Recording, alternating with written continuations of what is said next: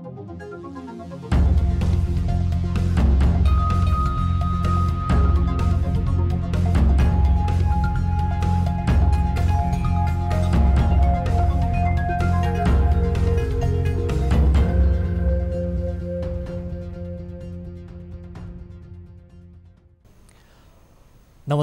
यो हो news 24 television prime time न्यूजमा स्वागत छ। दशैं आजबाट सुरु भएको छ। बडाको आशीर्वाद ग्रहण गर्ने मात्र नभई यो पर्व हो पारिवारिक जमघटको। घर घरमा जमरा राखेर देवी भवानीको पूजा गर्दै सुरु भएको दशैं मनाउन त्यसैले धेरै थातथलो फर्कन थालेका छन्। बजारमा पनि केही भिड देख्न सकिन्छ, तर त्यो अहिलेको अवस्थामा भने घातक साबित हुन सक्छ। चाड मनाउनु पनि छ, आफू आफ्ना र टोल छिमेक सबैलाई सुरक्षित राख्नु पनि छ, तर सानै गल्ती वा लापरवाहीले धान्नै नसकिने समस्या आउन सक्नेतर्फ सबैले सोच्न जरुरी छ। त्यसैले दशैं त मनाऊ, तर कसरी सबैलाई स्वस्थ र सुरक्षित राख्न सकिन्छ भन्नेतर्फ पनि ध्यान दियौँ। कोरोना संक्रमणबाट जोगिन मास्क, सेनिटाइजर र सामाजिक दूरीको पालना गर्न नभुलौँ। अब प्राइम टाइम न्यूजका हेडलाइन्स। 24 घण्टामा 3167 कोरोना संक्रमित थपिए। 1800 कोरोना मुक्त, झण्डै 39,000 सक्रिय संक्रमित हुँदा मृतक 727 पुगे। त्यो भित्र जानु भनेको मान्छे चाहिने मान्छेलाई मृत्यु गराउनु। घर घरमा जमरा राखेर दशैंको स्वागत। हनुमान ढोका स्थित दशैं घरमा नवरात्रिको पूजा आरम्भ। कोरोनाले शक्तिपीठ बन्द भए पनि भक्तजनको घुइँचो।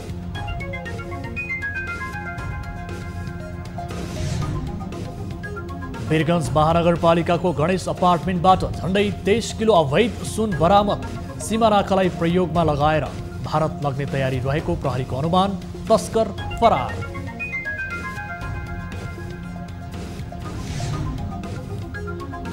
कर्णाली प्रदेशका मुख्यमन्त्री सहित प्रदेश पार्टी पदाधिकारीसँग प्रधानमन्त्री ओलीको छलफल। अध्यक्षद्वयको निष्कर्षलाई पालना गर्न निर्देशन।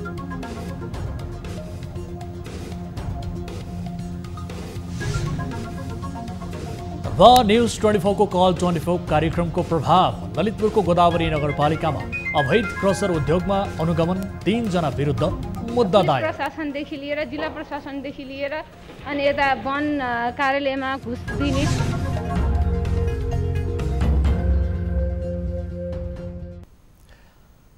हामी निरन्तर न्यूजमा छौं। नेपालमा कोरोना भाइरसबाट मृत्यु हुनेको संख्या 727 पुगेको छ। पछिल्लो 24 घण्टामा थप 12 जनाको मृत्यु भएसँगै मृतकको संख्या 727 पुगेको हो। पछिल्लो समय कोभिडबाट मृत्यु हुनेको संख्या बढिरहेको छ। असोज महिनामा मात्रै संक्रमणबाट 332 जनाले ज्यान गुमाइसकेका छन्। चितवनमा कोरोना संक्रमित खैरहनी नगरपालिका वडा नम्बर 12 का वडा सदस्य वीरबहादुर पाण्डे सहित 2 जनाको मृत्यु भएको छ। 2 दिन अघि कोरोना संक्रमण पुष्टि भएका 41 वर्षीय पाण्डे क्यान्सर रोगबाट समेत पीडित थिए। उनी गत स्थानीय निर्वाचनबाट नेपाली कांग्रेसबाट निर्वाचित भएका थिए। यसैगरी चितवन मेडिकल कलेजमा उपचाररत खैरहनी नगरपालिका वडा नम्बर 6 की 68 वर्षीय महिलाको पनि कोरोना संक्रमणबाट मृत्यु भएको छ। ज्वरो, खोकी र निमोनियाको समस्या भएपछि गत असोज 24 गते अस्पताल भर्ना गरिएकी महिलाको आज बिहान मृत्यु भएको हो। यस्तै बीपी प्रतिष्ठान धरानमा पनि उपचारका क्रममा 2 संक्रमितको मृत्यु भएको छ। मृत्यु हुनेमा धरान 15 का 65 वर्षीय वृद्ध र झापा शिवशताक्षी 11 का 56 वर्षीय पुरुष रहेका छन्। यस्तै बिहीबार नै संक्रमण पुष्टि भएका झापाका एक पुरुषको पनि मृत्यु भएको छ। त्यस्तै बाँकेमा पनि थप 2 कोरोना संक्रमितको ज्यान गएको छ। नेपालगञ्ज उपमहानगरपालिका वडा नम्बर 18 कार कादोका 18 वर्षीय किशोरीको उपचारको क्रममा भेरी अस्पताल नेपालगञ्जमा मृत्यु भएको हो। यस्तै नेपालगञ्ज उपमहानगरपालिका वडा नम्बर 10 भ्रिकुटी नगरका 61 वर्षीय पुरुषको पनि शुक्रबार राति उपचारको क्रममा भेरी अस्पतालमा मृत्यु भएको छ। यता कोरोना संक्रमित गुल्मीकी 58 वर्षीय एक महिलाको पनि बोटवलमा मृत्यु भएको छ। स्वास्थ्यमा समस्या भई शुक्रबार गम्भीर अवस्थामै लुम्बिनी प्रादेशिक अस्पताल ल्याइएको उनको कोरोना आइसियुमै लैजाने क्रममा शुक्रबार साँझ 6:30 बजे मृत्यु भएको अस्पतालले जनाएको छ। यस्तै देशभर कोरोना भाइरसबाट सङ्क्रमित हुनेको सङ्ख्या 1,29,304 पुगेको छ।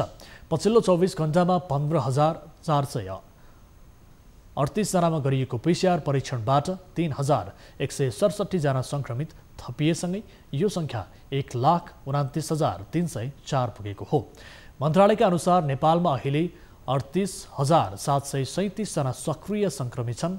यता काठमाडौँ उपत्यकामा पछिल्लो 24 घण्टामा थप 1,746 जना सङ्क्रमित फेला परेका छन्, जसमध्ये काठमाडौँमा मात्रै 1,451 जना सङ्क्रमित थपिएका छन् भने ललितपुरमा 152 जना सङ्क्रमित थपिएका छन्। यस्तै भक्तपुरमा 143 जना सङ्क्रमित देखिएका छन्। यो सँगै काठमाडौँ उपत्यकामा सङ्क्रमितको कुल सङ्ख्या 53,786 पुगेको छ। काठमाडौँमा 42,030 जना, ललितपुरमा 6,190 र भक्तपुरमा 4,317 जना सङ्क्रमित पुगेका छन्। त्यस्तै पछिल्लो 24 घण्टामा देशभर 1,800 जना निको भएर घर फर्किएका छन्। यो सँगै डिस्चार्ज हुनेहरूको कुल सङ्ख्या 89,840 पुगेको छ। यसैगरी क्वारेन्टिनमा रहनेको सङ्ख्या 4,715 छ। होम आइसोलेसनमा रहनेको सङ्ख्या 25,438 रहेको छ भने संस्थागत आइसोलेसनमा 13,279 जना छन्। हालसम्म देशभर कुल 12,69,605 जनाको PCR विधिबाट परीक्षण भएको छ। मोरङको विराटनगरका कोभिड अस्पतालहरूमा ICU, भेन्टिलेटर तथा अक्सिजन बेडको अभाव भएको छ। दिनानुदिन सक्रिय कोरोना सङ्क्रमित बढ्दै गएपछि अस्पतालमा बेडको अभाव भइरहेको छ। अस्पतालमा बेडको समस्या भएपछि कोरोना सङ्क्रमितलाई उपचारमा समस्या भएको सङ्क्रमितका आफन्तको गुनासो छ। सरकार लक्षणसहितका सङ्क्रमितलाई अस्पतालमा राखेर उपचार गर्ने निर्णय गरे पनि अधिकांश सङ्क्रमितले उपचार भने पाएका छैनन्। म यति बेला विराटनगरको नोबेल अस्पताल अगाडि छु। यो अस्पतालमा धेरैजना बिरामीहरू राखिएको छ। लक्षण देखेकाहरूलाई अस्पतालमा राखेर उपचार गर्ने सरकारको निर्णय अनुसार लक्षण देखेका बिरामीहरूलाई अस्पताल ल्याउँदा अस्पतालले भर्ना गर्न नमान्ने र भर्ना गरिहाले पनि ICU र भेन्टिलेटरमा राख्नुपर्छ भनेर तर्काउने गरेको छ। मैले नि बुवालाई लिएर आएको छु निमोनिया भयो भनेर। अब अहिले तपाईँको यो कोभिड कोरोना लाग्यो भनेर चाहिँ पोजिटिभ देखायो भनेर ल्याउनुहुन्छ। तर यो पोजिटिभ देखायो भन्दा यो पोजिटिभ रुममा चाहिँ मेरो विचारमा चाहिँ अलिक खुला तरिकाले उपचार हुनु पर्यो। अब यो त मलाई यहाँ ल्याउँछ, यहाँ ल्याएको मान्छेहरू प्रायः फर्केर जाँदैनन्। जस्तो सुकै अलिकति राम्रै अवस्था भए पनि सामान्य बिरामीहरू उपचार गर्न अस्पताल आउँदाखेरि PCR टेस्ट गरेर मात्र अस्पतालले भर्ना गर्न थालेको छ। PCR टेस्ट गर्दा नेगेटिभ रिजल्ट आएकाहरूलाई राम्रो उपचार हुन्छ भने पोजिटिभ रिपोर्ट आएकाहरूलाई अस्पतालले केयर नगरेको भनेर आफन्तहरूले बताएका छन्। भनेको हाम्रो चाहिँ दृष्टिको हामी साना मान्छे हौँ, हामी केही जान्दैनौँ होइन। यी कमाउ धन्दा हो, केही छैन यिनीहरूको उद्देश्य मान्छे मार्ने। सरकारले कति पैसा दिन्छ दिने, त्यो भित्र जानु भनेको मान्छे चाहिँ नि मान्छेलाई मृत्यु गराउनु हो। अरू रोगको कुनै त्यहाँ उपचार गर्दैन। कोभिड भनेर लगेर फालिदिएपछि मार्ने उद्देश्य हो। अब त्यो चाहिँ हामीले हजुरहरूले सक्नुहुन्छ, पहल गर्नुहुन्छ भने बुवाले बाँच्न खोज्नु भएको छ, बाँच्न चाहनुहुन्छ। त्यस्तो खालको अपरेसन गर्ने बिरामी आयो भने त त्यो हेर्दैन। 24 घण्टा भन्छ PCRको रिपोर्ट। 24 घण्टामा पनि पहल गर्दा गर्दा कहिले माथि मास्लो ल्याबमा जानुपर्छ, कहिले तल काउन्टरमा जानुपर्छ, के गर्नुपर्छ दौडधुप गर्दा गर्दा बल्ल बल्ल अनि त्यति निकालेर अर्को अस्पताललाई चाहिँ यो प्रशासन लुज भयो। प्रशासनलाई अलिकति कडाकडी गर्नु पर्यो। आजसम्मका लागि 1 नम्बर प्रदेशमा खास गरी सिम्प्टोमेटिक पेसेन्टहरूका लागि उपचार गर्ने समस्या थिएन। तर आज जुन अनुपातमा चाहिँ सङ्क्रमण देखिरहेको छ, अब चाहिँ हामीलाई अभाव हुनसक्छ, सिट अभाव हुनसक्छ भन्ने कुरालाई ख्यालमा राखेर नै हामी पूर्व तयारीमा जुटेका छौँ। विराटनगर स्थित नोबेल अस्पतालले मात्र होइन, कोरोना लागेका सङ्क्रमितहरूको उपचार गर्ने अधिकांश अस्पतालहरूले कोरोना लागेका बिरामीहरूलाई राम्ररी उपचार नगरेको, केयरलेस गरेको, राम्ररी नहेरेको र खानाहरूमा पनि राम्ररी नदिएको भनेर उनीहरूका आफन्तहरूले बताएका छन्। विराटनगरमा भएका अधिकांश अस्पतालहरूमा कोरोनाको उपचार गर्नको लागि खोज्दाखेरि कहीँ पनि बेड नभएको र उपचार गराउनलाई गाह्रो भएको भनेर आफन्तहरूले गुनासो गरेका छन्। आज घटस्थापना दशैंको पहिलो दिन नेपालीको घर घरमा जमरा राखिएको छ। विधिपूर्वक घडा स्थापना गरी त्यही घडामाथि शक्ति स्वरूपा दुर्गाको पूजा आराधना गरिने भएकाले आजको दिनलाई घटस्थापना भनिएको हो। प्रत्येक वर्ष आश्विन शुक्ल प्रतिपदादेखि सुरु हुने नेपालीको चाड दशैँ घर घरमा जमरा भित्राएसँगै सुरु हुने गर्दछ। आज स्थापना गरिएको पूर्ण कलशको जलले अभिषेक गरी विजयादशमीका दिनमा दुर्गा देवीको प्रसाद ग्रहण गरिन्छ। घर शुद्ध भएपछि मात्र देवीको आगमन हुने मान्यतासँगै आज बिहानैबाट नुहाएर घर सफा गरेर गाईको गोबरले लिपपोत गरी शुद्ध बनाएर सजाउने गरिन्छ। यो प्रक्रिया पश्चात नवरात्रि सुरु भएको मानिन्छ। घटे स्थापनाको दिन विशेष विधिसँगै जौँ, गहुँ र मकैलाई माटोमा छरिन्छ र टीकाको साइतमा फूलको रूपमा प्रयोग गरिन्छ। घटे स्थापनाको उपलक्ष्यमा काठमाडौँको हनुमान ढोका दरबारमा रहेको दशैँ घरमा वैदिक विधिपूर्वक जमरा राखी महाकाली, महालक्ष्मी, महासरस्वती लगायत नवदुर्गा र अन्य शक्तिपीठहरूमा नवरात्रिको पूजा आरम्भ हुन्छ। आज उत्तम साहित्यमा हनुमान ढोकाको दशैँ घरमा घटे स्थापना गरी जमरा राखिएको छ। आश्विन शुक्ल प्रतिपदादेखि नवमीसम्म नवरात्रिभर प्रत्येक दिन श्रद्धालुहरू बिहान सबैरै शक्तिपीठहरूमा पूजा आराधना गरी नजिकको शिवलिङ्गलाई अर्घ्य दिने गर्छन्। राजधानीमा श्रद्धालुहरू पाटनको शङ्खमूल स्थित शङ्कर तीर्थमा स्नान गरेर महालक्ष्मी चामुण्डा देवीको पूजा आर्चना गर्छन्। विजयादशमीका दिन गुह्यश्वरी स्थित शान्ति तीर्थमा स्नान गरी गुह्यश्वरी माईको पूजा आराधना गर्दै समापन गर्छन्। कार्तिक 7 गते शुक्रबार फुलपातीलाई हर्ष बढाइ गर्दै डोलीमा राखेर ल्याई हनुमान ढोका दरबार स्थित दशैँ घरमा भित्राउने चलन छ। त्यस अवसरमा राष्ट्रपति हनुमान ढोका नासलचोकमा हुने पूजा कार्यक्रममा सरिक हुने परम्परा भए पनि यस वर्ष कोभिड-19 महामारीका कारणले गर्दा राष्ट्रपति उपस्थित नहुने बताइएको छ। यस्तै दिनको शुभ साहित्यमा तलेजु मन्दिरबाट तलेजु भवानीलाई हनुमान ढोका दरबारको मूल चोकमा ल्याएर राखिन्छ। महाअष्टमी र महानवमी बीचको रातलाई कालरात्रिका रूपमा मनाइने परम्परा छ। कार्तिक 9 गते महानवमीका दिन घट स्थापना गरेको ठाउँ तथा विभिन्न शक्तिपीठ र कोतमा हाँस, कुखुरा, बोका तथा राँगा बलि चढाई पूजा गरिन्छ। यस दिन दिनभर सर्वसाधारणका लागि तलेजु भवानी मन्दिर खुला गरिने परम्परा छ। विजयादशमीदेखि कोजाग्रत पूर्णिमासम्म मान्यजनका हातबाट टीका थापिन्छ। यता कोरोना भाइरसका कारण शक्तिपीठ नखोल्न सरकारले उर्दी जारी गरे पनि श्रद्धालुको भिडभाड भने कायमै छ। आजबाट दशैँ सुरु भए लगत्तै संक्रमणको जोखिमलाई बेवास्ता गर्दै भक्तजन शक्तिपीठ पुगेका हुन्। काठमाडौँ उपत्यकाको प्रमुख शक्तिपीठ मध्येको एक भद्रकालीमा पूजा गर्नेहरूको भिड देखिएको थियो। उनीहरू पूजा गर्नका लागि लामबद्ध भएर आफ्नो पालो कुरेर बसेका थिए। घटस्थापनाको दिन भद्रकाली मन्दिर भने खुला गरिएको छ। अघिल्ला वर्षहरूको तुलनामा कम भिड भए पनि कोरोना महामारीका बीच भक्तालुहरू पूजाआजाका लागि शक्तिपीठ पुगेका हुन्। सरकारले भने कुनै पनि मन्दिर र शक्तिपीठमा नित्य पूजा सञ्चालन गर्न बाहेक सर्वसाधारणका लागि पूजाआजा गर्न रोक लगाएको छ। नवरात्रभर दुर्गाका 3 रूप महाकाली, महालक्ष्मी र महासरस्वतीको विधिपूर्वक पूजा आराधना गरिन्छ।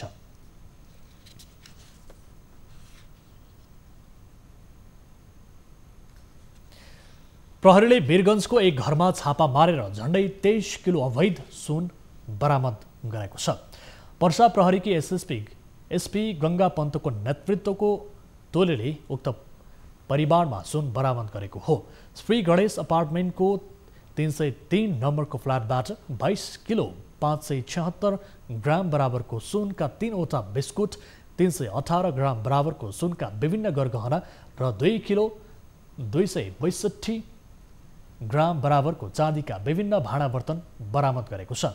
अपार्टमेन्टमा बस्दै आएका भारतीय नागरिक अशोक सिन्हाको फ्ल्याटबाट सो सुन फेला परे पनि सिन्हा भने फेला पर्न नसकेको बताइएको छ। सिन्हा भने क्लियरिङ एजेन्टको नाममा सुन तस्करमा संलग्न रहँदै आएको प्रहरीले बताएको छ। प्रहरीले 2 घण्टा बढी समय लगाएर अपरेसन गरेको थियो। सुनसँगै चाँदीको गरगहना तथा थाल गरेर 2 किलो चाँदी बरामद गरेको प्रहरीले जनाएको छ।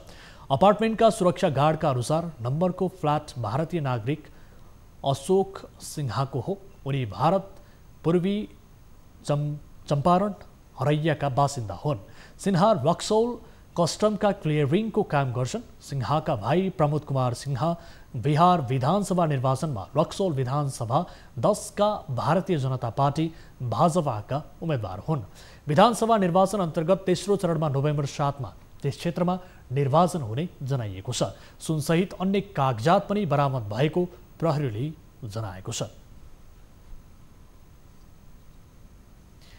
गत कार्तिकदेखि चर्किएको नेपाल भारत बीचको सीमा विवाद अझै समाधानतर्फ जान सकेको छैन। नेपालले भारतको अनिच्छाका कारण दुवै देशबीच उत्पन्न समस्या जेउका त्यौ रहेको बताउँदै आएको छ। उता भारत भने नेपाली भूमि, कालापानी, लिम्पियाधुरा र लिपुलेक आफ्नै भएको दावी गर्न छाड्दैन। पछिल्लो समय सरकारले पनि आफ्नो अतिक्रमित भूमि फिर्ता ल्याउन खासै पहल गर्न सकेको छैन। एक रिपोर्ट। गत कार्तिक 16 गते भारतले आफ्नो नयाँ राजनीतिक र प्रशासनिक नक्सा जारी गर्यो, जसमा नेपालको दार्चुला जिल्लामा रहेको कालापानी, लिपुलेक र लिम्पियाधुराको करिब 372 वर्ग किलोमिटर भूभाग समेटिएको छ। यसको जवाबमा नेपालले विरोध नोट पठायो, तर भारतका तर्फबाट ठोस रेस्पोन्स नै आएन। बरु कोरोनाले आक्रान्त बनेकोले भारतीय रक्षा मन्त्री राजनाथ सिंहले वैशाखको अन्तिम साता लिपुलेक हुँदै मानसरोवर पुग्ने सडक उद्घाटन गरे। त्यसको जवाबमा नेपालले पुनः विरोध नोट पठायो र सीमा विवाद समाधानका लागि वार्ताको आह्वान गर्यो, तर भारतले नेपालको प्रस्तावलाई पुनः बेवास्ता गर्यो। यो क्रम अहिले पनि उस्तै छ। नेपालले कालापानी, लिपुलेक, लिम्पियाधुरा सहितको नक्सा त जारी गर्यो, तर नेपालले पछिल्लो समय आफ्नो भूमि फिर्ता गराउनका लागि कुनै पहल गर्न सकेको छैन। न त भारतले आफ्नो अडानमा कुनै परिवर्तन नै गरेको संकेत गरेको छ। Nenima, I have already conveyed our position on the boundary issue with Nepal. I have nothing further to add. नेपालसँगको सीमा वार्ताबारे भारतले कतै पनि सकारात्मक जवाब दिएको छैन, न त नेपालले दबाब नै दिन सकेको छ। बरु नेपाली भूमि आफ्नै भएको दावी गर्ने भारतीय सेना प्रमुखलाई स्वागत गर्न नेपाल आतुर देखिएको छ। चीन, बङ्गलादेश लगायतका मुलुकहरूसँग सहजै वार्ता गर्न तयार भारतीय पक्ष नेपाललाई लतारेरै लाने पक्षमा देखिएको उसको व्यवहारले प्रश्न पारेको छ। कालापानी कहिले के भयो? 2014 भारतीय सैन्य क्याम्प स्थापना। 2030 असोज 12 पहिलोपटक कालापानी अतिक्रमण अध्ययन टोली गठन। 2038 दार्चुलाका प्रमुख जिल्ला अधिकारी द्वारिकानाथ ढुङ्गेलको टोलीद्वारा स्थलगत अध्ययन। 2053 असोज 4 महाकाली सन्धिपछि कालापानी राष्ट्रिय मुद्दा। 2053 मङ्सिर 1 सभामुख रामचन्द्र पौडेल नेतृत्वको टोलीद्वारा हेलिकप्टरबाट कालापानी क्षेत्र अवलोकन। 2053 माघ देहरादूनमा भएको नेपाल भारत उच्च स्तरीय संयुक्त सीमा बैठकमा कालापानी मुद्दा प्रवेश। 2053 फागुन ध्वज अधिकारीको नेतृत्वमा अध्ययन समिति गठन। 2054 जेठ 23 देखि 25 भारतीय प्रधानमन्त्री आइके गुजरालको नेपाल भ्रमणमा कालापानी मुद्दा सुल्झाउने सहमति। 2055 जेठ 20 भारतीय दूतावासद्वारा कालापानी 19औं शताब्दीदेखि भारतको भएको दावी। 2055 असार नेपाल भारत संयुक्त सीमा प्राविधिक बैठकमा नेपालद्वारा सन् 1856 मा तयार नक्सा पेश। 2055 साउन 12 प्रधानमन्त्री गिरिजाप्रसाद कोइरालाद्वारा भारतीय समकक्षी अटल बिहारी वाजपेयीसँग कोलम्बो स्टार्क बैठकमा कालापानीबारे छलफल। 2055 साउन 23 प्रधानमन्त्री गिरिजाप्रसाद कोइरालाद्वारा कालापानीबाट भारतीय सेना हटाउनु पर्ने दावी। 2056 साउन 8 प्रधानमन्त्री कृष्णप्रसाद भट्टराईद्वारा कालापानी नेपालको भएको दावी। 2056 भदौ 26 भारतीय विदेश मन्त्री जसवन्त सिंहको नेपाल भ्रमणका बेला कालापानी मुद्दामा छलफल। 2057 जेठ 30 भारतीय राजदूत केवी राजनको कालापानी भारतको नदेखिए छाड्न सकिने भनाई। 2057 साउन 16 प्रधानमन्त्री गिरिजाप्रसाद कोइरालाको भारत भ्रमणमा कालापानी समस्या टुङ्ग्याउने सहमति। 2064 जेठ 29 नेपाल भारत संयुक्त प्राविधिक समितिको बैठकमा आफ्नो दावी प्रस्तुत। 2072 जेठ 1 चीन र भारतबीच लिपुलेक व्यापारिक नाका बनाउने सहमति। 2072 जेठ नेपालद्वारा चीन र भारतलाई लिपुलेक आफ्नो भएको दावी सहितको पत्र। 2076 कार्तिक 16 नेपालको भूमि समेत समेटेर भारतद्वारा नयाँ राजनीतिक नक्सा जारी। 2076 कार्तिक 20 एकपक्षीय नक्सा मान्य नहुने परराष्ट्र मन्त्रालयको विज्ञप्ति। 2077 वैशाख भारतीय रक्षा मन्त्रीद्वारा लिपुलेक हुँदै जाने सडक उद्घाटन। 2077 जेठ कालापानी, लिपुलेक, लिम्पियाधुरा सहित नेपालको पूर्ण नक्सा जारी। नेपालले सुस्त कालापानीको सीमा विवाद सल्टाउने प्रयास गरेको त देखिन्छ, तर कमजोर कूटनीति र भारतीय दबावका कारण गाँठो फुक्न सकेको छैन। सन् 2014 मा भारतीय प्रधानमन्त्री नरेन्द्र मोदी नेपाल आउँदा सुस्ता र कालापानीको सीमा विवाद अन्त्य गर्ने सहमति भयो। त्यसको झण्डै 5 वर्षपछि भारतले एकपक्षीय रूपमा नक्सा जारी गरेर विवादलाई थप बल्झाएको छ। अझ नेपालसँग वार्ता नगरेर महत्त्व नै नदिएको देखिएको छ। न्युजहरू अझै बाँकी छन्, अहिलेलाई ब्रेक।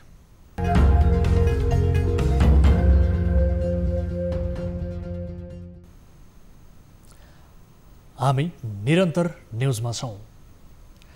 प्रधानमन्त्री केपी शर्मा ओलीले अध्यक्षद्वयको छलफलपछिको निष्कर्षलाई पालना गर्न कर्णाली प्रदेशका मुख्यमन्त्री सहित पार्टी नेतृत्वलाई निर्देशन दिनुभएको छ। आज कर्णाली प्रदेशका मुख्यमन्त्री शाही सहित प्रदेशका पार्टी पदाधिकारीसँग छलफल गर्दै प्रधानमन्त्री ओलीले दुई अध्यक्षको छलफलपछि आउने निष्कर्ष लागू गर्न निर्देशन दिनुभएको हो। कर्णाली प्रदेशका मुख्यमन्त्री महेन्द्र शाही विरुद्ध पार्टीभित्रैबाट बहुमत सांसदले दर्ता गरेको अविश्वासको प्रस्तावपछि उत्पन्न समस्यापछि दुवै पक्षलाई बोलाएर प्रधानमन्त्रीले छलफल गर्नुभएको थियो। यसअघि हिजो अध्यक्ष दाहालले कुमलटारमा कुराकानी गर्नुभएको थियो। छलफलमा महासचिव विष्णु पौडेल सहभागी भए पनि अध्यक्ष पुष्पकमल दाहाल भने सहभागी हुनुभएको थिएन। बालुवाटारमा भएको छलफलमा कर्णालीका मुख्यमन्त्री महेन्द्र बहादुर शाही, नेकपाका सह इन्चार्जहरू प्रकाश ज्वाला र एमलाल कडेल, सचिव माया प्रसाद शर्मा र नेता चन्द्रबहादुर शाहीले आफ्नो धारणा प्रस्तुत गरेका थिए। नेकपा संसदीय दलका नेता शाही विरुद्ध नेकपाकै 18 सांसदले अविश्वासको प्रस्ताव दर्ता गरेपछि नेकपाको विवाद छताछुल्ल भएको थियो। तर माधव कुमार नेपाल खेमाको नेताहरू अविश्वासको प्रस्तावबाट पछि हटेपछि शाहीको मुख्यमन्त्री पद भने जोगिसकेको छ।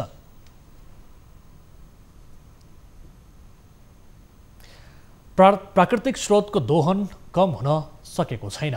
नदीजन्य पदार्थदेखि ठूला ठूला डाँडाहरू समेत तीव्र रूपमा खनिएको छ। स्थानीय पालिकाका जनप्रतिनिधिदेखि राजनीतिज्ञ कर्मचारीकै प्रत्यक्ष अप्रत्यक्ष संलग्नताका प्रसङ्गहरू पनि आउन थालेका छन्।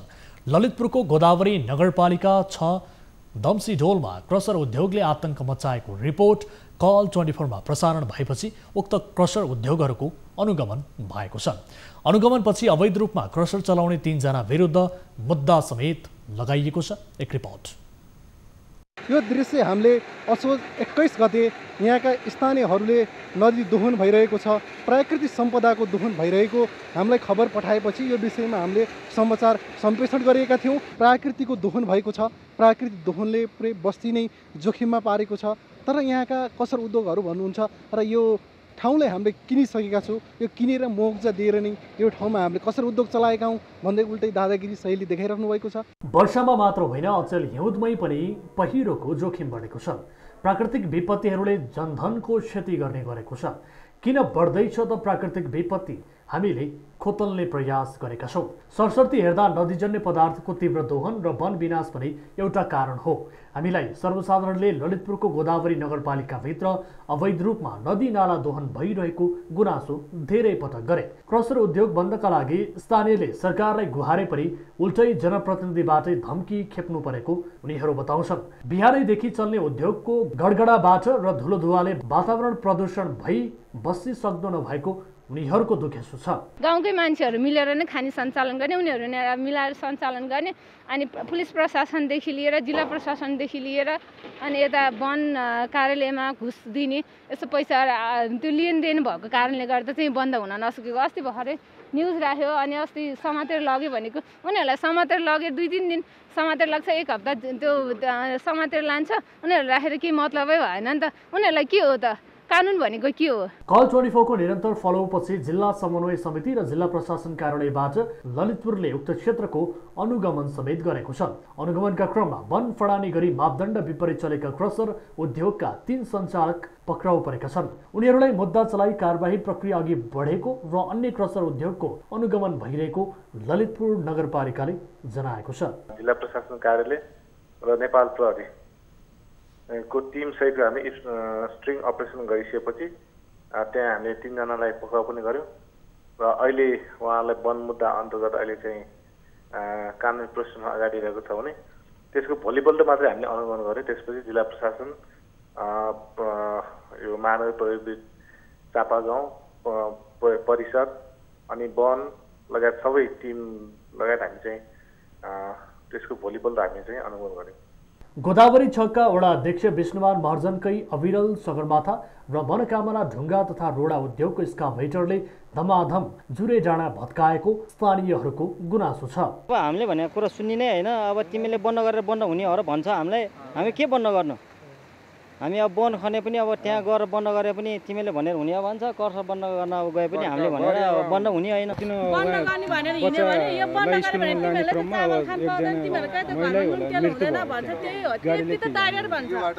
यहाँ बन्द गरेर तिमीहरूले के गर्छस्? तिमीहरूकै मुखमा मार पर्दैन भन्छ। अब त्यो हिलै हिलाउँछ, बच्चाहरू स्कुल लानुपर्छ, सफा लानु पर्यो, आफत परेर हिँड्नु पर्यो। त्यस्तै हुन्छ। गोदावरी नगरपालिकामा दर्ता नै नभएका क्रसर उद्योगले आतंक मचाएको स्थानीयहरूले बताएका छन्। ढुङ्गा गिट्टी उत्खननले बस्ती नै जोखिममा पारेसँगै सिङ्गो डाँडा नै भत्काएर मरुभूमि बनाएको छ, जसले खोला पुरिँदै गएर बस्दै जोखिममा परेको छ। डाँडा भत्काएर नदी छेउमा थुपारिएका गिटी बालुवाका कारण खोला क्षेत्रका सयौं बिघा जमिन पुरिँदै गएको छ। पानी परेका बेला खोला छेउमा थुपारिएका गिटी बालुवा बगर खोलाले कटान गरिरहेको छ। त्यसैले प्राकृतिक सम्पत्ति दोहनलाई तत्काल नरोक्ने हो भने आगामी दिनमा ठूलो क्षति हुने निश्चित छ। सरकारले तोकेको मापदण्ड बिनै कसर उद्योग धमाधम चलिरहेका छन्, कसर उद्योगले धमाधम काम गरिरहेका छन्। तर यो कसर उद्योगहरूलाई सोद्धा यो विषयमा बोल्न चाहनुहुन्न र यो कसरहरू मापदण्ड विपरीत चलेका छन् भन्ने उहाँ पनि स्वीकार्नुहुन्छ।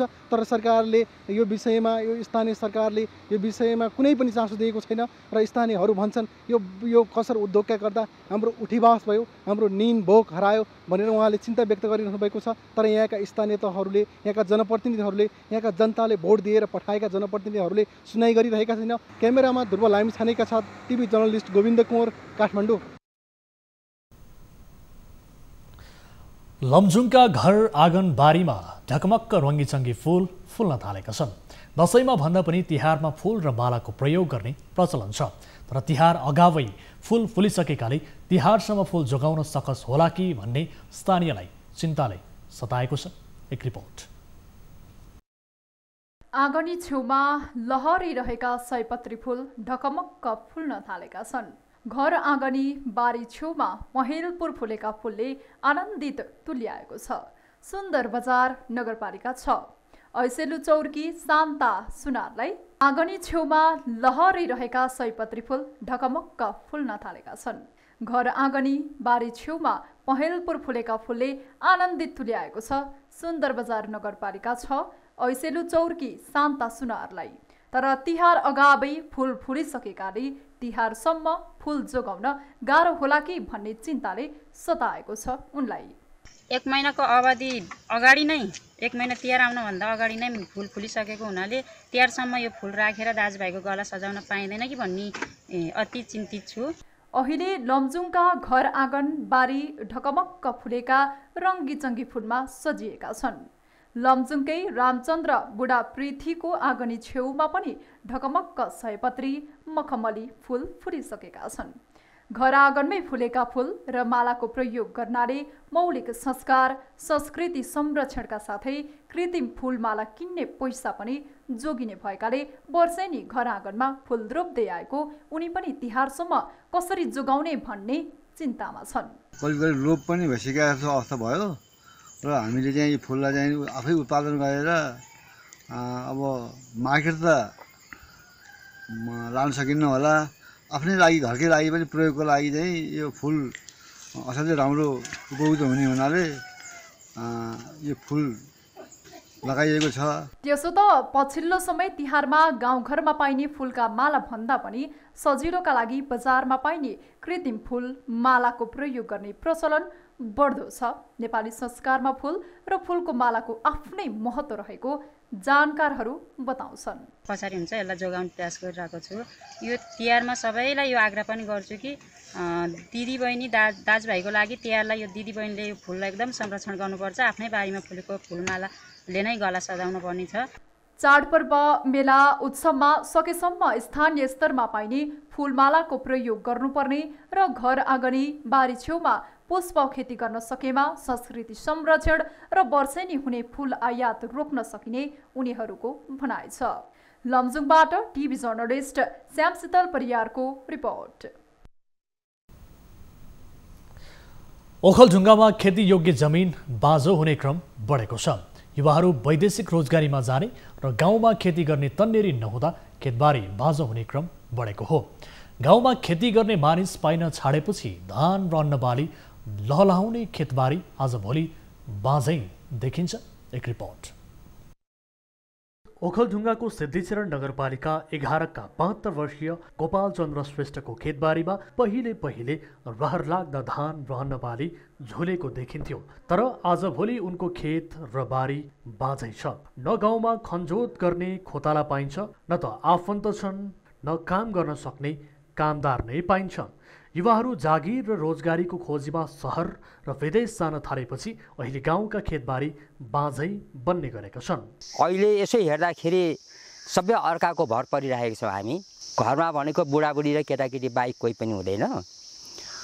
त्यसले गर्दाखेरि खेती गर्ने मानिसहरू पनि छैन। त्यसले गर्दाखेरि अब यो चारैतिर चाहिँ बारीहरू बाँझे रहेको चाहिँ यसरी हो कि जस्तो लाग्छ। निर्वाहमुखी खेतीले खान नपुग्ने, राम्रो उत्पादन नहुँदा अहिले गाउँका खेतबारी बाँझै बस्न थालेका छन्। सरकारले कृषि क्षेत्रलाई टेवा दिन र किसानहरूलाई सहयोग गर्ने भन्दै कृषि अनुदान पनि दिने गरेको छ। तर यस्तो अनुदान लक्षित वर्गका लागि भन्दा पनि सीमित बिचौलियाको हातमा पर्ने गरेको छ। खेती किसानमा लागेका युवाहरूलाई समेत सहयोग नहुँदा युवाहरू बिस्तारै गाउँबाट पलायन हुँदै आएका छन्। सरकारले जुन बजेटिङ गर्छ त्यो बजेटिङलाई चाहिँ एउटा स्थानीय निकायसम्म तल्लो निम्न वर्गीय क्षेत्रसम्म ल्याउनका लागि एउटा कुरा माथिबाट एउटा कनेक्सन भएन र तल जुन यो निम्न वर्गीय यो जनताहरू हुनुहुन्छ उहाँहरू पनि त्यो पहुँचसम्म पुगेर सरकारले दिएको एउटा बजेट चाहिँ उहाँको आफ्नो एउटा यो के तहसम्म ल्याउन सकिँदैन। त्यसले गर्दाखेरि चाहिँ अहिले जति पनि युवा सबै विदेश पलायन छन् र हाम्रो कृषियोग्य जमिन चाहिँ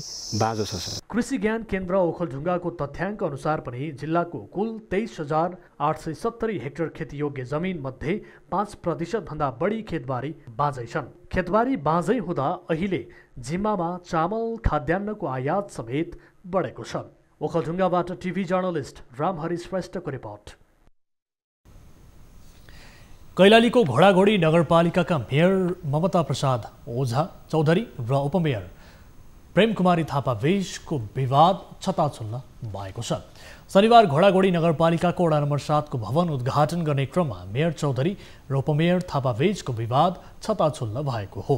मेयर चौधरी र उपमेयर थापा बीचको विवाद सोशल मिडियामा भाइरल बनिरहेको छ, जहाँ मेयर चौधरीले वडा नम्बर 7 को भवन उद्घाटन गरिरहेका छन्, तर उपमेयर थापाले भने शिलालेखमा ढुङ्गा प्रहार गरिरहेका छन्।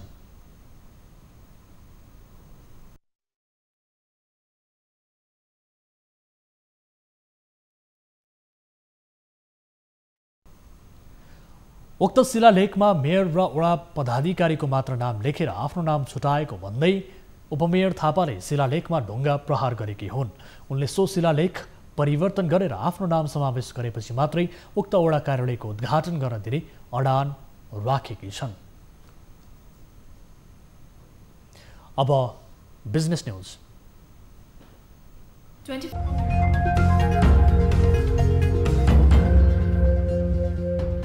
कोरोना भाइरसको महामारीका कारण नेपालमा खाद्य असुरक्षाको कारण विपन्न वर्गको व्यक्ति भोकमरीको चपेटामा पर्ने खतरा बढेको छ।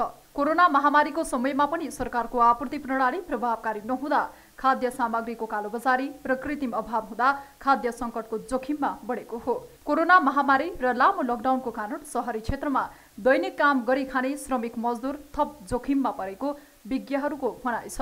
सरकारले गरिब तथा श्रम बजारमा काम गर्ने व्यक्तिका लागि उनीहरूको जीवन बचाउन खाद्य सुरक्षाको कार्यक्रम ल्याउन सकेन भने विपन्न जनता भोकमरीको थप मारमा पर्ने भएका छन्। भोकमरी सूचाङ्क 2019 का अनुसार नेपाल विश्वमा भोकमरी हुने 117औं देशमध्ये 73औं स्थानमा परेको छ।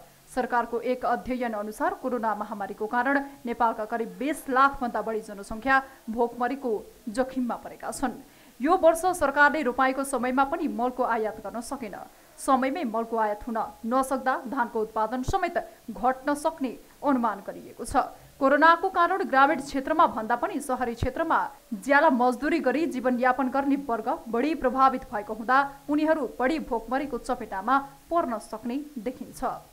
यो युरिया मल चाहिने टबरेस हाल्नलाई चाहिने 2 फेर हाल्न पर्थ्यो। त्यो युरियाको समस्या भन्ने चाहिने आयो। त्यस हुनाले 1 किलो नाइट्रोजनले हामीले 20 किलो धान फलाउँछ भन्ने थियौँ। त्यस हुनाले त्यो युरिया मलले धोका नदिएर रेकर्ड उत्पादन हुन्थ्यो। त्यस हुनाले यसपालि उत्पादन त्यो पहिला 75-76 जस्तो अथवा हामीले अनुमान गरे जस्तो चाहिँ नि उत्पादन नहुने भएको छ। त्यस हुनाले यो कोभिड-19 को अब कहिले कहिले त के पनि कुरा आउँछ भने अब त्यो रोगले भन्दा नि भोकले पो मान्छे मर्ने भयो कि भन्ने कुरा आउँथ्यो। नेपालको सुदूरपश्चिम क्षेत्रमा कोभिड-19 को महामारीले खाद्य असुरक्षा बढ्दै गएको छ। पछिल्लो समय खाद्य असुरक्षाका कारण जनजीवन पनि कष्टप्रद बन्दैछ। कृषि मन्त्रालय र सम्बद्ध निकायले समयमा ध्यान दिन सकेन भने नेपालमा खाद्य असुरक्षाको समस्या विकराल बन्न सक्ने विज्ञहरू बताउँछन्। चाडपर्वको समयमा पनि आम जनता भोकमरी र कालोबजारीको मारमा सक्ने विज्ञहरूको भनाइ छ। सहरी मजदुरहरू खास गरी श्रमिकहरू बिहान काम गरेर साँझ पेट पाल्ने मजदुरहरू नै सबैभन्दा यसमा प्रभावित छन्। उनीहरूलाई कसरी हामी सुरक्षित गर्ने भन्नेमा हाम्रो दृष्टिकोणहरू त नपुगेको हो। त्यसमा धेरै कन्जुसी गर्नुपर्छ भन्ने लाग्दैन। तीनै तहको सरकारले भोकमरीबाट बस्न प्रभावकारी कार्यक्रम ल्याउनु पर्ने तर्क विज्ञहरूको छ। स्थानीय तहका पालिकाहरूले भोकमरी नियन्त्रण गर्न गम्भीर नदेखाएको विज्ञहरूको भनाइ छ। तीन तहका सरकारबीच आपसी समन्वय नहुँदा पनि भोकमरी ठूलो समस्याको रूपमा बल्झिन सक्ने आशंका गरिएको छ। कृषि मन्त्री घनश्याम भुसालले कृषि क्षेत्रमा रहेको बिचौलिया र ठेकेदारी प्रवृत्तिलाई अन्त्य गर्न नसकेको गुनासो कृषि क्षेत्रका अभियन्ताहरूको छ। यसता नेप्से परिसूचक लगानीकर्ताहरूको लागि उत्साहजनक रहन सकेन। बजार 8.5 अङ्कले घटेको छ। गत साताको अन्तिम कारोबार 1571.00 बिन्दुमा बन्द भएको नेप्से यसता 8.58 अङ्क घटेर 1562.46 बिन्दुमा कायम भएको छ। नेप्सेसँगै यसता कारोबार रकममा पनि कमी आएको छ। यसता 9 अर्ब 8 करोड रुपैयाँ बराबरको 3 करोड 31 लाख किता सेयर खरिद बिक्री भएको छ। यो साताको कारोबार रकम गत साताको तुलनामा 20.43% कमी हो। यसता कारोबारमा आएका 12 उपसमूहका परिसूचक मध्ये 4 उपसमूहको परिसूचक बढेको छ भने बाँकी 8 उपसमूहको परिसूचक घटेको छ। यसता विकास बैंक उपसमूहको परिसूचक सबैभन्दा बढी 5.63% बढेको थियो भने फाइनान्स उपसमूहको परिसूचक 4.76%, हाइड्रो पावर उपसमूहको 2.99% र अन्य उपसमूहको 0.16% बढेको थियो। कारोबारमा आएको निर्जीवन बीमा उपसमूहको परिसूचक यसता सबैभन्दा बढी 4.22% घटेको छ। साताभर नै लगानीकर्ता उत्साहित बन्न सकेनन्।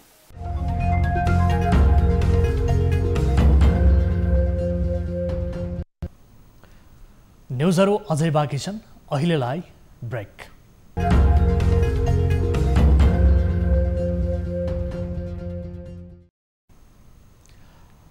हामी निरन्तर न्युजमा छौँ। अब स्पोर्ट्स न्युज।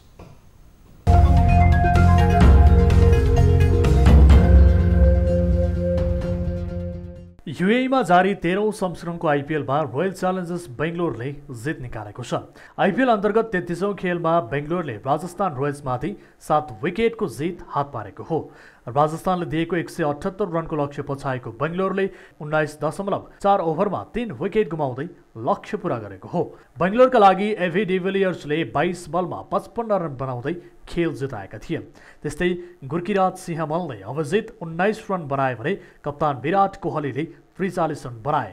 त्यस्तै देवदत्त पडिक्कलले 35 र एरोन फिन्चले 14 रन बनाए।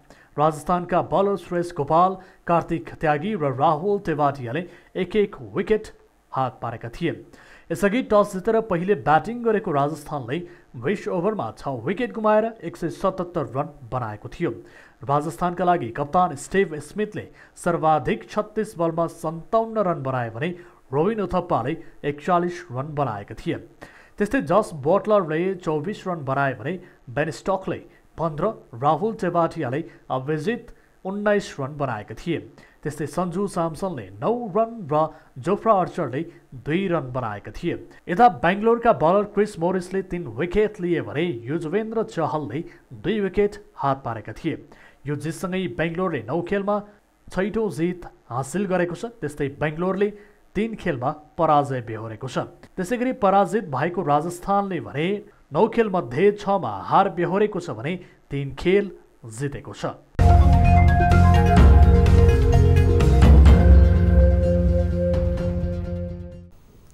अब बिना पौडेलका साथमा फटाफट न्युज।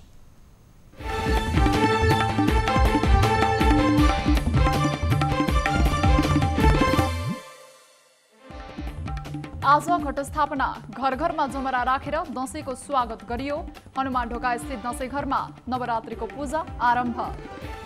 काठमाडौँ उपत्यकामा संक्रमणको बढ्दो रफ्तार उस्तै, शनिबार 1746 जना संक्रमित थपिए। थप 12 संक्रमितको मृत्यु। नेपालमा कोरोनाबाट मृत्यु हुनेको संख्या 727 पुग्यो। पछिल्लो 24 घण्टामा 1800 संक्रमितद्वारा स्वास्थ्य लाभ निको हुने 90,000 नजिक पुगे। नेपालको पहिलो सिनेमाटोग्राफर वैकुण्ठ मान मास्केको कोरोनाका कारण निधन। 83 वर्षीय मास्के मृगौला सम्बन्धी रोगबाट पनि पीडित। विश्व भोकमरी सूची सन् 2020 मा 107 मुलुकहरूमध्ये नेपाल 73औं स्थानमा। दक्षिण एसियामा भारत 94, पाकिस्तान 88, बङ्गलादेश 75औं स्थानमा। यस वर्षको मनसुन देशभरिबाटै बाहिरियो। जल तथा मौसम विज्ञान विभागद्वारा विशेष बुलेटिन मार्फत जानकारी। वीरगञ्जको गणेश अपार्टमेन्टबाट 22.5 किलो सुन बरामद। थप अनुसन्धान भइरहेको प्रहरीको भनाई। नारायणगढ बुटवल सडक विस्तारको गति स्वस्थ।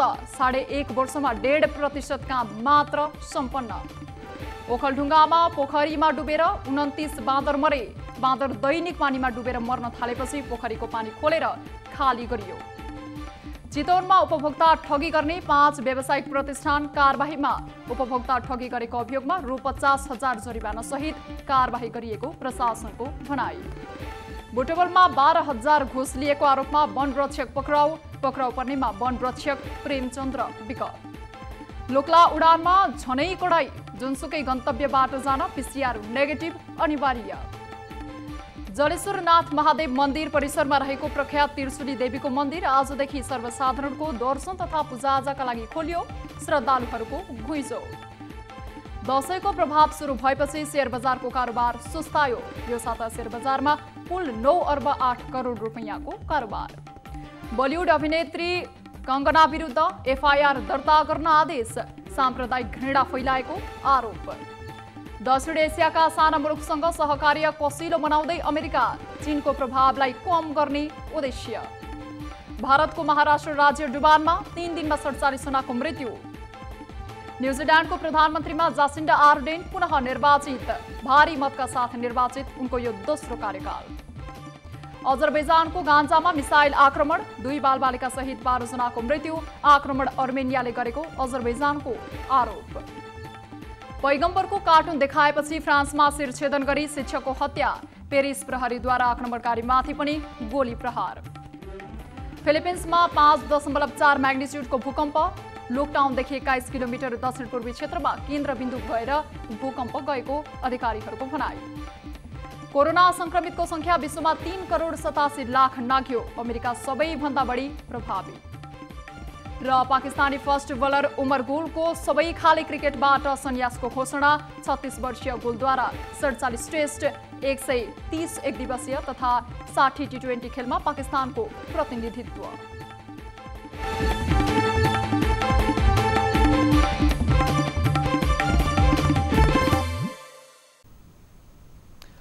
अब प्राइम टाइम न्यूज सक्नु अघि हेडलाइन्स पुनः एकपटक। 24 घण्टामा 3167 कोरोना संक्रमित थपिए।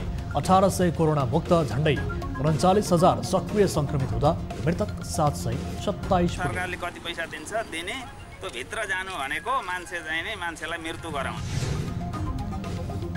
घर घरमा जमरा राखेर दशैंको स्वागत। हनुमान ढोका स्थित दशैं घरमा नवरात्रिको पूजा आरम्भ। कोरोनाले शक्तिपीठ बन्द भए पनि भक्तजनको घुइँचो।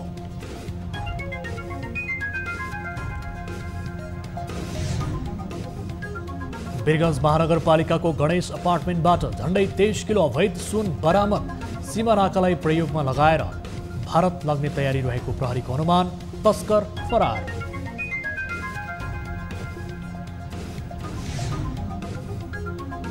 कर्णाली प्रदेशका मुख्यमन्त्री सहित प्रदेश पार्टी पदाधिकारीसँग प्रधानमन्त्री ओलीको छलफल।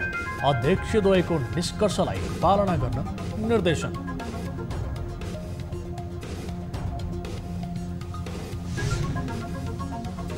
र न्यूज 24 को कल 24 कार्यक्रमको प्रभाव। ललितपुरको गोदावरी नगरपालिकामा अवैध क्रसर उद्योगमा अनुगमन।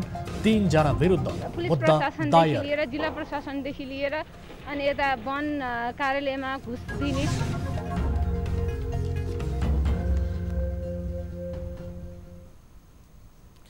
प्राइम टाइम न्यूज अहिलेलाई यति नै। जाँदा जाँदै ताली र गालीका लागि हाम्रो प्रश्न।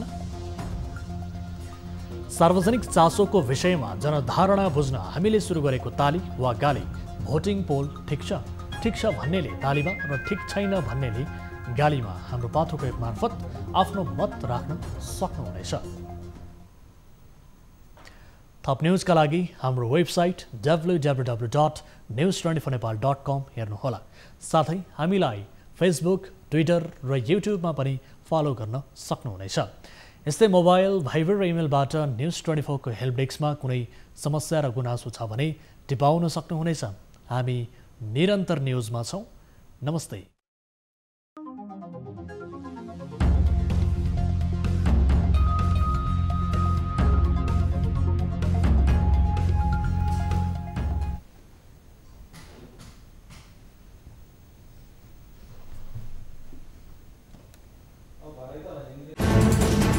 कोरोनाले सृजना गरेको सङ्कटमा पल पलका न्युज अपडेट र हर क्षेत्रको कभरेजका लागि न्युज 24 नेपाल युट्युब च्यानललाई सब्स्क्राइब गर्नुहोला।